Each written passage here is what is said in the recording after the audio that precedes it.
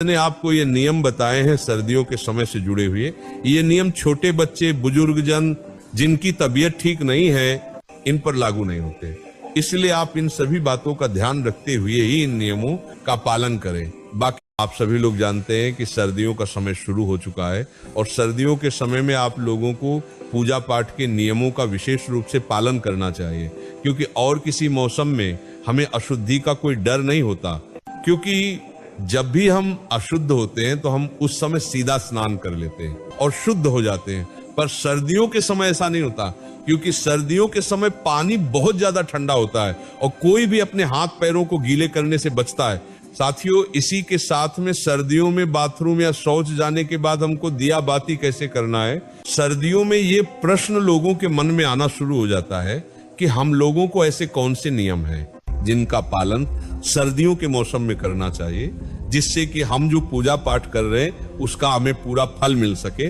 और हमें कोई पाप भी ना लगे, क्योंकि भगवान के कार्य हमेशा शुद्धता के साथ में ही करने चाहिए। विशेष रूप से घर की माता बहनों के मन में शाम के समय ये प्रश्न आता है,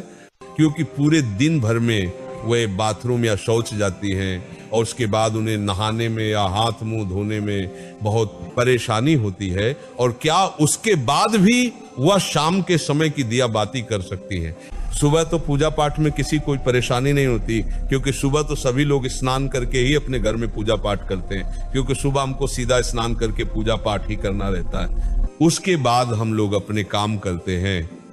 पर प्रश्न आता है शाम के समय में, क्योंकि शाम होने तक सभी लोग अपने कामों में व्यस्त रहते हैं और पूरे दिन भर में आप लोग बाथरूम कई बार जाते होंगे और कुछ लोग पूरे दिन भर में कभी कभार शौच भी चले जाते होंगे। तो आपके मन में ये प्रश्न जरूर उठता होगा, क्या हम लोग अगर पूरे दिन में कभी भी बाथरूम या शौच चले गए तो क्या की दिया बाती कर सकते हैं? क्या उस समय पर हम लोगों को स्नान करना होगा या हाथ पैर में धोकर भी काम चल जाएगा? तो ये सारी अद्भुत जानकारी आप हम देने वाले हैं। साथियों, इसमें कोई शर्माने वाली बात नहीं है, क्योंकि ये भगवान की पूजा पाठ से जुड़ा हुआ प्रश्न है, इसलिए आपको इसके बारे में जरूर जानना चाहिए। ये प्रश्न आपको सिर्फ और सिर्फ सर्दियों के मौसम में आएगा, क्योंकि इस मौसम में शुद्धता का ध्यान रखने में, बार बार हाथ पैर धोने में, स्नान करने में लोगों को परेशानी होती है, क्योंकि पानी बहुत ज्यादा ठंडा होता है। देखिए साथियों, आपने सुबह एक बार अपने घर में दिया बाती कर लिया, मंदिर में जाकर भी अगर आप दिया बाती करते तो आप सीधा स्नान करके पूजा पाठ या दिया बाती करते हैं तो सुबह तो किसी को कोई परेशानी नहीं रहती है, पर सुबह के बाद में आपके पास पूरा दिन रहता है और फिर शाम का समय आता है। साथियों, अब शाम होने तक, पर सुबह के बाद में आपके पास पूरा दिन रहता है और फिर शाम का समय आता है। साथियों, अब शाम होने तक बहुत सारे लोग पूरे दिन भर में बाथरूम जाते हैं, कुछ लोग शौच भी जाते हैं, तो यहाँ पर आपके मन में अशुद्धि आ जाती है, यानी कि आपका शरीर उस समय पर अशुद्ध हो जाता है जब आप बाथरूम जाते हो या शौच जाते हो। इसके बाद अब आप अपने घर में सीधा दिया बातें करने के लिए नहीं जा सकते, तो आखिर कौन सा वह नियम है जिसका अगर आप लोग बाथरूम या शौच जाते समय पालन करेंगे तो आप अशुद्ध नहीं होंगे बल्कि शुद्ध रहेंगे और शाम के समय की दिया बाती बिना स्नान किए कर सकेंगे? साथियों, सबसे पहले ये जो नियम है,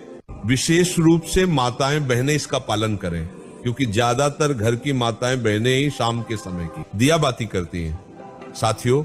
सर्दियों के समय में आप पूरे दिन भर में जब भी बाथरूम जाती हैं तो उस समय के लिए सबसे पहले आप नियम सुन लीजिए, उसके बाद हम आपको शौच का नियम बताएंगे। सुबह स्नान करने के बाद, पूजा पाठ करने के बाद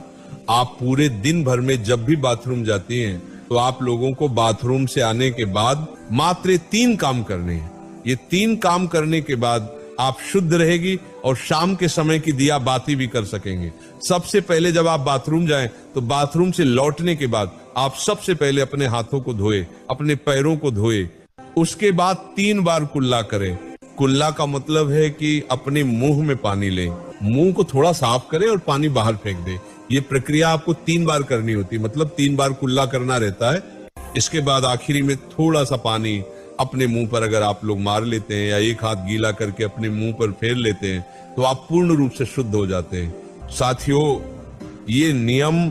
सिर्फ माता बहनों के लिए नहीं बल्कि सभी लोगों के लिए है, चाहे आप बुजुर्ग हो, चाहे आप पुरुष हो, चाहे आप बच्चे हो। अगर आप बाथरूम से लौटने के बाद इस तरीके से ये 3 कार्य करते हैं तो आप पूर्ण रूप से शुद्ध हो जाते हैं। साथियों, अब आप लोग कहेंगे कि यहाँ पर भी तो हमें पानी का इस्तेमाल करना पड़ रहा है, पर यहाँ पर आपको कम पानी का इस्तेमाल करके हाथ मुंह धोना पड़ रहा है, अन्यथा फिर आपके पास स्नान करने का ही एक आखिरी तरीका बचता है। आप चाहे तो हाथ मुंह धोने के लिए गर्म पानी भी करके रख सकते हैं, इसमें कोई परेशानी नहीं है। पर बाथरूम से लौटने के बाद अगर आप ज्यादा कुछ ना भी कर पाए तो अपने हाथ पैर जरूर धोएं। साथियों, अब कुछ माताएं बहनें या कुछ लोग ऐसे हैं जो सुबह अपने घर से बाहर ऑफिस ड्यूटी अपने काम पर जाते हैं, तो उनके मन में ये प्रश्न जरूर आएगा कि हम लोग बाहर रहकर इस नियम का पालन कैसे करें। तो साथियों, अगर आप लोग बाहर काम करने जाते हैं, ऑफिस या ड्यूटी जाते हैं, तो उस जगह पर आप इस नियम का पालन नहीं कर पाएंगे, क्योंकि उस समय पर आप पैरों में मोजे और जूते पहने होंगे या वहां पर आपको वैसा स्थान ना मिले कि आप अपने हाथ मुंह धो सके। तो इसीलिए बाहर रहकर ये सारे नियम संभव नहीं है। तो जितने भी लोग बाहर रहते हैं, पूरा दिन काम करते हैं और शाम को अपने घर पर लौटते हैं, उनके लिए एक अलग नियम है। साथियों, अगर आप सभी लोग शाम को अपने घर लौटकर अगर गर्म पानी से स्नान कर सकें तो बहुत अच्छी बात है। अन्यथा अगर आप ऐसा ना भी कर पाए तो आप लोग शाम के समय अपने घर पर आए तो आपने जो कपड़े पूरे दिन पहनकर रखे हुए थे उनको उतार कर अलग रख दे, और सबसे पहले आप ऑफिस या ड्यूटी से आकर अच्छे से गर्म पानी से, ये ठंडे पानी से हाथ मुंह जरूर धो लें, कुल्ला भी जरूर कर ले। उसके बाद आप अच्छे साफ सुथरे कपड़े पहन ले, फिर उसके बाद आप अपने घर की पूजा पाठ करें, कोई दिक्कत परेशान नहीं, और इसमें आप शुद्ध भी रहेंगे। पर साथियों, अगर आप पूरे दिन भर घर के बाहर रहते हैं और काम करते हैं तो आपको कोशिश करना है कि आप शाम के समय घर पर जब आए तो स्नान कर लें और फिर साफ कपड़े पहनकर अपने घर की दिया बाती करें। साथियों, अब बहुत सारे बुजुर्ग ऐसे होते हैं जो कि ठंड में अपने हाथ पैर के मोजे नहीं उतारते और वो लोग अपने घर की दिया बाती करें, तो उन लोगों को किस नियम का पालन करना चाहिए? साथियों, जितने भी बुजुर्ग जन हैं वो लोग बाथरूम जाते समय भले पूरे दिन मोजे न उतारे और सिर्फ हाथ धोकर कुल्ला करके बाहर आ जाए, पर जब आप शाम के समय अपने घर में दिया बाती करें या मंदिर जाएं तो उस समय आप वह पैर के मोजे उतार कर ही जाएं, और हो सके तो शाम के समय की दिया बाती से पहले आप हाथ पैर जरूर धो लें। आप चाहे तो गर्म पानी का इस्तेमाल कर सकते हैं। साथियों, अब हम लोग सीधा बात करते हैं कि अगर आप लोग पूरे दिन भर में कभी भी शौच चले जाते हैं तो उस जगह पर आप लोगों को क्या हाथ पैर धोना चाहिए या स्नान करना चाहिए? क्या आप लोग उस समय शुद्ध रहते हैं या अशुद्ध? साथियों, अब अगर आप लोग पूरे दिन भर में कभी भी अगर शौच चले जाते हैं तो आप पूर्ण रूप से अशुद्ध हो जाते हैं, और शौच के समय आपने जो भी कपड़े पहने रखे होते हैं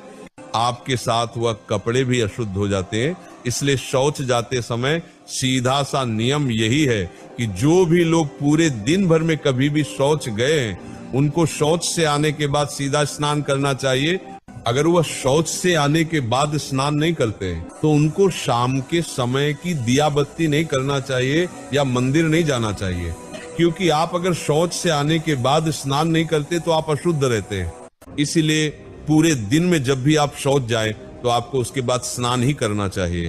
तभी आप शुद्ध होते हैं। या अगर आप इतना ना कर पाए सर्दी होने के कारण, तो उस दिन आप अपने घर की दिया बाती ना करें या मंदिर ना जाए, उस दिन आप किसी और से अपने घर की दिया बाती करा ले। साथियों, यहाँ पर प्रश्न ये आता है कि सर्दियों के समय ज्यादातर लोग मोटे मोटे कपड़े या स्वेटर वगैरह पहने रहते हैं, तो अगर वह शौच जाते हैं तो इतनी सारी चीजों को धोना संभव नहीं है, तो वह क्या करें?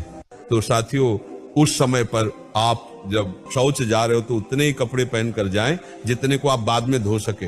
बाकी के कपड़े उतार कर बाहर रख जाएं और शौच